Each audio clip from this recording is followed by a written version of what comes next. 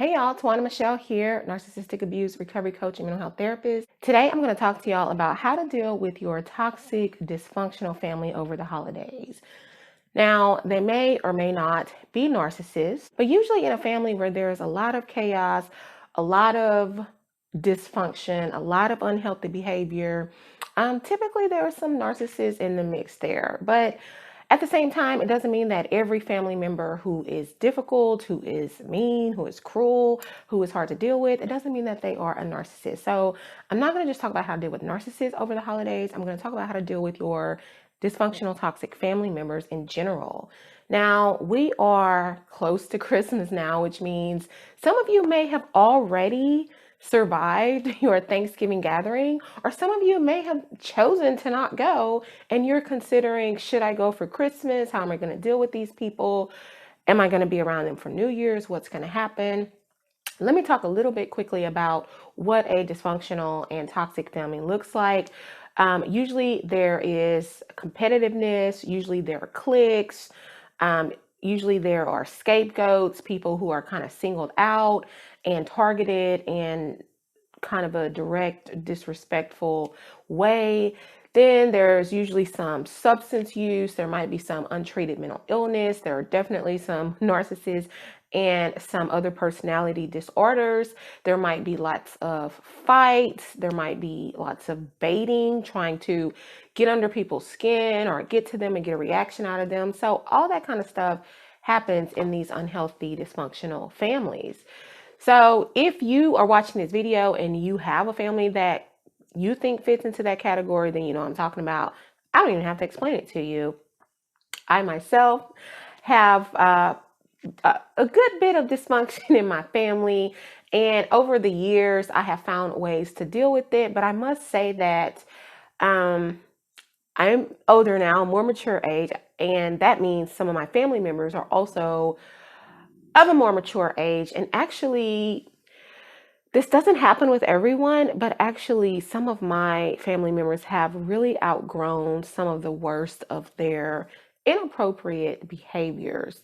Now, that's not always the case. That's just what has happened with my family. So it's been a lot more comfortable. It's been easier to deal with them. There's been less drama at the family gathering. So, drama, that's the word that I didn't put out there. But um, if you are in a family that you think is toxic, then you know there's a lot of drama and everything that goes into that.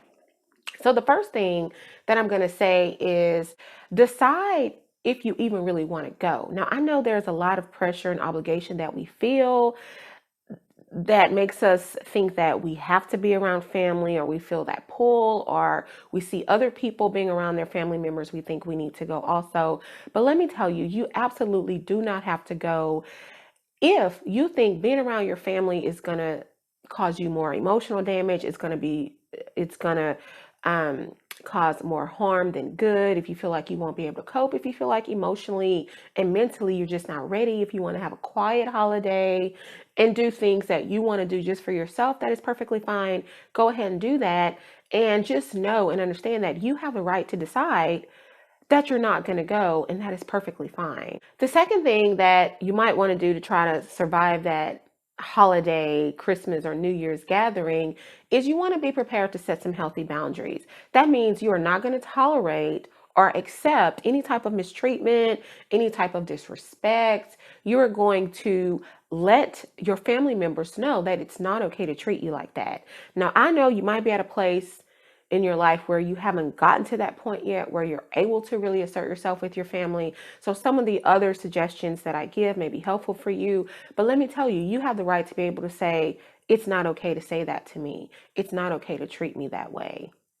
If you continue to do this, I will leave, and actually follow through with that. And that's going to be one of my suggestions on how to deal with toxic family over the holidays. And the third thing that you want to do is you want to take some breaks as needed. That means, okay, if the family is all gathering indoors, maybe I want to take a step outside, take some deep breaths, do a quick meditation. If they're outside, maybe I want to go inside. Maybe I want to go into my car, listen to some music. And you can say, just so that everyone's not looking for you and disturbing your mental health break, you can say, I'm going to go take a break. I need some fresh air. I need some alone time. But again, that also goes back to the assertiveness and the ability to set boundaries. It's not only about letting people know what you're not going to accept, but it's also about directly communicating to them when you need that space. So being able to say, I'm going to take a break right now, I want to be alone right now, and actually do that. I'm telling you, it can make a big difference. That's something that I have learned to do that has helped me a lot. I remember when I was at a family gathering many, many, many times, and it would just get drama filled and chaotic. I would actually go into a back room and I would maybe look at something on my phone or listen to some music or just have some alone time. Or I may take a couple of people with me. Usually my kids are with me. So they were teenagers at the time, so they wanted a break too, and they would actually come with me when I take those breaks. So that is something that can be really, really helpful if you feel like you have to go, but you're just not quite sure how you're going to be able to deal with it. And the fourth thing that may help you with dealing with your toxic family over these holidays is to not take the bait. That is super, super important, y'all. Toxic people know how to drain your energy. They know how to reel you in. They know how to get a reaction out of you. They are trying to push your buttons. They are trying to pick you. All of the things that you are trying to avoid doing, all of the things that you are trying to avoid talking about, they have a way of getting it out of you. So don't take the bait. You have to remember that all communication with toxic people has a purpose, it has a motive, and the motive is to get a response out of you to take your energy for the purpose of filling their own energy void. So that's what it's about. It's an exchange of energy. Usually, people that are toxic don't really feel good about themselves, they don't feel good about their lives. They're very low on positive energy. And so they have to kind of drain you of yours so that they can temporarily feel good about themselves and that they can feel fulfilled. And they can only do that if you let them. Do not take the bait. I'm telling you, if you feel like you're taking the bait, do some of the things that I mentioned, set the boundaries, walk away, take a mental health break, don't go. Or the last thing that I'm going to tell you to deal with these family members that are toxic over the holidays is that you need to be prepared to leave early.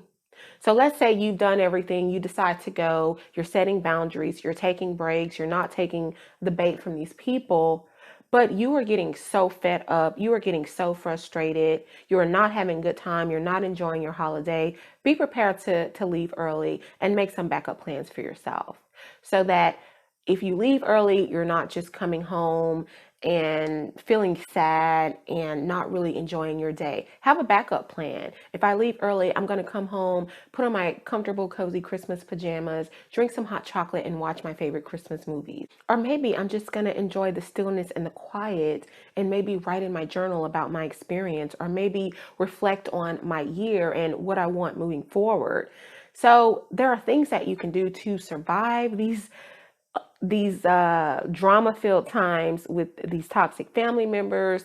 And most importantly, just remember you don't have to go if you're not ready and if you don't want to.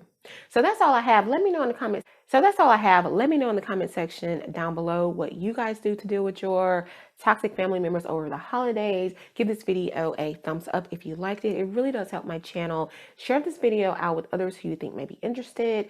If you have not subscribed to my channel, check out some of my other content. If you like it, go ahead and hit that subscribe button.